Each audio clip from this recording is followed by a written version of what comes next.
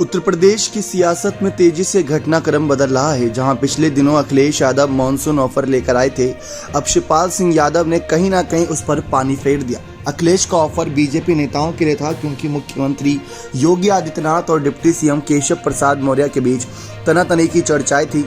मतलब यह है कि अखिलेश बीजेपी के एक गुट को अपने पाले में लाने की कोशिश में थे। हालांकि शिवपाल ने इस बीच ये कहकर अखिलेश यादव को झटका दे दिया कि वो 3 साल पहले बीजेपी के संपर्क में थे।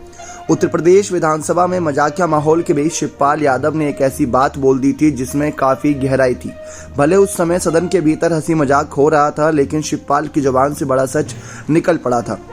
शिवपाल सिंह यादव ने मौका और नजाकत का फायदा उठाते हुए बीजेपी के साथ ही अखिलेश यादव को भी मैसेज दे दिया था। शिवपाल ने मान लिया कि 3 साल पहले वो बीजेपी के संपर्क में थे। अपने बयान में समाजवादी पार्टी के विधायक शिवपाल यादव ने कहा कि 3 साल तो आपके संपर्क में भी रहे, लेकिन आपने भी तो गच्चा दे दिया। इसमें शिवपाल सिंह यादव ने मोहर लगा दी कि उन्होंने बीजेपी से संपर्क किया था। सदन के अंदर शिवपाल यादव ने मुख्यमंत्री योगी आदित्यनाथ के सामने ही ये बात रख दी थी। अब इस बात की चर्चा काफी ज्यादा है कि आखिर चाचा शिवपाल बीजेपी के संपर्क में क्यों थे और किस वजह से उनको बीजेपी ने भी गच्चा दे दिया था। गौर करने वाली बात एक और ये भी है कि शिवपाल यादव को लेकर जब योगी आदित्यनाथ जी ने ये कहा कि चाचा को गच्चा दे दिया, यानी कि चाचा को फिर से धोखा दे दिया उनके भतीजे अखिलेश यादव, उनकी पार्टी के अध्यक्ष अखिलेश जी ने, तो ऐसे में उस पर आपकी क्या प्रतिक्रिया है? तो चाचा शिवपाल ने उस पर कुछ भी डिफेंड ज़्यादा नहीं करा, बस उन्होंने इतनी ही बात करी थी कि माता प्रसाद जी काफ़ी सीनियर हैं। तो इस लिहाज को देखते हुए कहीं ना कहीं उन्होंने ये बड़ा फैसला लिया। लेकिन जब बात आती है अन्य कुछ सीटों की या अन्य कुछ बड़े पदों की, तो अखिलेश यादव को क्या अपनी पार्टी के सीनियर नेता नज़र नहीं आते, या वहाँ पर चाचा शिवपाल के साथ ही सिर्फ नाइंसाफ़ी होती है? अब आप भी कहेंगे कि आप किस मुद्दे पर चर्चा कर रहे हैं। तो हाल ही में लोकसभा के सदन के नेता के रूप में अखिलेश यादव का नाम आया, जो कि संसदीय नेता के रूप में समाजवादी पार्टी की तरफ से अखिलेश यादव का नाम आया। उसके बाद उपनेता के रूप में बाबू सिंह कुशवाहा और मुख्य सचेतक रूप में यहाँ पर धर्मेंद्र यादव का नाम सामने आया। जबकि देखा जाए तो अखिलेश यादव अवधेश प्रसाद जी और तमाम नेताओं को काफ़ी सदन में आगे कर रहे हैं, लेकिन जब बात बड़े पदों की आई, बड़ी जिम्मेदारियों की आई, तो एक बार फिर से उन्होंने परिवार के ही कुछ बड़े चेहरों पर भरोसा किया। क्योंकि सदन के अंदर लोकसभा के इस समय 5 यादव परिवार के बड़े चेहरे हैं, जिसमें खुद अखिलेश यादव, उनकी पत्नी डिम्पल यादव, चचेरे भाई धर्मेंद्र यादव और साथ ही साथ अक्षय यादव और आदित्य यादव, जो कि शिवपाल के ही बेटे हैं। उसके बावजूद वहाँ सदन में जब बात जिम्मेदारी की आई तो उन्होंने धर्मेंद्र पर भरोसा कर लिया। लेकिन जब बात विधानसभा में सदन की आई तो वहाँ पर सीनियर जूनियर देखा गया। इस बात को लेकर काफ़ी बड़ा वाद विवाद खड़ा हो सकता है, लेकिन खैर आगे बढ़े तो हालांकि शिवपाल के बीजेपी से संपर्क करने का दौर अलग था। उस समय शिवपाल और अखिलेश यादव के बीच टकराव चरम पर था। एक कथन है कि राजनीति में कोई किसी का सगा नहीं होता, सब कुर्सी का खेल है, और इसी खेल में अखिलेश ने शिवपाल को मात दी थी। उसके बाद कई मौकों पर दोनों के बीच लड़ाई सार्वजनिक मंचों पर देखी गई थी। मुलायम सिंह के समय छोटे भाई शिवपाल यादव उनसे साथ साई की तरह खड़े नजर आते थे। ऐसे में सबको लगता था कि वही राजनीतिक उत्तराधिकारी होंगे। ये बात तक और पुख्ता हो चुकी थी जब अखिलेश की बजाय मुलायम ने कई मौकों पर भाई शिवपाल का साथ दिया। 2016 में जब अखिलेश मुख्यमंत्री थे तो सरकार बनाम संगठन की लड़ाई भी देखी गई। शिवपाल ने सार्वजनिक मंचों से सरकार पर आरोप लगाए थे। बाद में अखिलेश ने शिवपाल से 3 मंत्रालय वापस ले लिए। फिर पार्टी को लेकर मुलायम के परिवार में झगड़ा शुरू हो गया था। बाद में अखिलेश यादव ने मुलायम सिंह यादव को ही हटाकर पार्टी की कमान हथिया ली।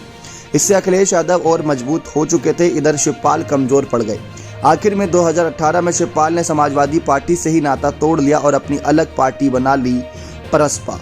2019 में अपने दम पर शिवपाल ने चुनाव लड़ा। प्रगतिशील समाजवादी पार्टी के बैनर तले माना जाता है कि अखिलेश की पार्टी को इससे चुनाव में बड़ा नुकसान हुआ। बीच बीच में शिवपाल यादव को बीजेपी के करीब जाते देखा गया।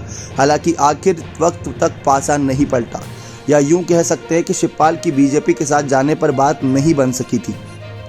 बाद में अखिलेश ने चाचा शिवपाल से रिश्ते सुधारने की कवायद की थी, जो सफल हुई। दिसंबर 2022 में शिवपाल ने अखिलेश से हाथ मिला लिया। बदले में अखिलेश ने उन्हें सपा के टिकट पर विधानसभा का चुनाव लड़ाया। इसी तरह शिवपाल यादव और अखिलेश यादव के बीच राजनीतिक रिश्ते टूटते बिखरते और फिर बनते रहे। हालांकि जब अखिलेश यादव और शिवपाल यादव के बीच रिश्ते बेहतर हो चुके हैं, उसी बीच में गच्चा वाली राजनीति ने उत्तर प्रदेश में भूचाल ला दिया। गच्चे पर जारी इस गप्पेबाजी में शिवपाल सिंह यादव ने वो राज खोल दिया जो काफ़ी समय से दिल में छुपा कर बैठे थे। खैर, अभी गच्चा की सियासत ने रिश्तों पर सवालिया निशान खड़े कर ही दिए हैं। चाचा शिवपाल की बजाय अखिलेश यादव ने विधानसभा में सपा विधायक माता प्रसाद पांडे को नेता प्रतिपक्ष बनाया। इसके बाद मुख्यमंत्री योगी ने दावा किया कि शिवपाल यादव को फिर से गच्चा दिया गया। उत्तर प्रदेश विधानसभा में मानसून सत्र के दूसरे दिन महिला अपराध को लेकर चर्चा हो रही थी। कमान योगी आदित्यनाथ ने संभाली। नेता प्रतिपक्ष माता प्रसाद के बहाने सीएम योगी ने एक तीर से तीन कहीं न कहीं शिकार कर डाले। पहला माता प्रसाद, दूसरा अखिलेश यादव और तीसरा अखिलेश के चचा शिवपाल।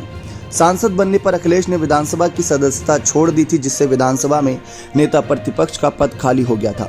अखिलेश के सामने भी काफी बड़ी चुनौती थी कि किसका चयन करें, क्योंकि शिवपाल के साथ साथ राम अचल राजभर और इसके साथ साथ इंद्रजीत सरोज, ऐसे कई सारे नाम इस फहरिस्त में थे। कहा यह जा रहा था किसी दलित नेता को ही यह पद मिलना था, क्योंकि पीडीए के फॉर्मूले के सहारे लोकसभा चुनाव में अखिलेश यादव को बड़ी जीत मिली और उस जीत का कहीं ना कहीं इनाम पीडीए की जनता को देना था। तो इस बड़े पद पर ही ताशपोशी करके दिया जा सकता था, ताकि पहले कदम में यह एहसास कराया जाता कि हाँ, हम आपके साथ हैं, आप हमारा साथ बनाए रखिए, तो आपके समाज से ही हम ऐसे बड़े चेहरों को आगे करते रहेंगे। लेकिन अखिलेश ने जब ब्राह्मण चेहरे माता प्रसाद को आगे किया तो उन्होंने अपने आगे की रणनीति यानी पीडीए से आगे के जातिगत समीकरण पर अपनी तस्वीरें साफ कर दी। लेकिन बात आकर अटकी चाचा शिवपाल पर। तो ये बात साफ है कि चाचा शिवपाल ने एक बार नहीं बल्कि कई बार बीजेपी के साथ ना जाने को लेकर या बीजेपी में जो नेता जाते हैं उनको लेकर कैसे निशाना साधा था। यहाँ तक कि जब उनकी ही बहू, बात करें मुलायम परिवार की ही बहू अपर्णा यादव की बात आई थी, तो चाचा ने खुद ये बात कहा था कि वहाँ पर नेता लोग जाते हैं, उनका इस्तेमाल होता है और उसके बाद उनका मान सम्मान उतना नहीं होता जितना बाकी पार्टियां अपने नेताओं का मान सम्मान कहीं ना कहीं चुनाव के बाद भी करती हैं। तो बीजेपी की यही फितरत है कि उनकी पार्टी के साथ जो भी नेता जाता है बस वो सिर्फ और सिर्फ यूज्ड एंड थ्रो यानी कि इस्तेमाल किया जाता है और उसके बाद उसकी कदर उतनी नहीं होती। तो इस तरीके से शिवपाल यादव शायद इस बात की रणनीति को भांप चुके थे। जब नेता प्रतिपक्ष के पद की बात आ ही रही थी तो उस वक्त भी चाचा शिवपाल का नाम 2 वजह से चर्चाओं में था। कहा यह जा रहा था कि चाचा शिवपाल को इस समय Y+ कैटेगरी की सुरक्षा को लेकर जो चर्चा थी वो योगी सरकार की तरफ से मिली हुई थी, इस वजह से कि चाचा शिवपाल को अपने पाले में लाने के लिए योगी जी कोई कसर नहीं छोड़ना चाहते।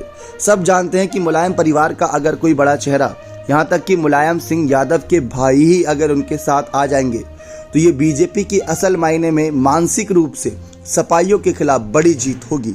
और ऐसे में सपा में जो टूट होगी, सपा में जो दरार आएगी, सपा में जो एक भगदड़ मचेगी, उसको रोक पाना अखिलेश के लिए शायद थोड़ा मुश्किल होगा। लेकिन ऐसा पहली बार नहीं है कि अखिलेश और चाचा अलग होते। लेकिन हाँ, अखिलेश ने अब तक बहुत बखूबी इस पूरे मामले को संभाला और चाचा शिवपाल ने भी अब साफ कर दिया है कि नेताजी के निधन के बाद वो परिवार और पार्टी में दरार नहीं आने देंगे। इसके लिए चाहे उन्हें बलिदान ही क्यों ना देने पड़े, इसके लिए वो तैयार हैं। और माता प्रसाद जी को जब नेता प्रतिपक्ष का पद मिला तो कहा यह जा रहा है कि उसमें समर्थन चाचा शिवपाल का भी पूरा था। तो इस आधार पर कहा यह जा सकता है कि फिलहाल शिवपाल का कोई भी फैसला बीजेपी की ओर झुकाव में नजर नहीं आ रहा और आने वाले वक्त में कुछ कहा नहीं जा सकता, क्योंकि राजनीति है, यहाँ सब कुछ संभव है। बने रहें चैनल के साथ। बहुत बहुत धन्यवाद।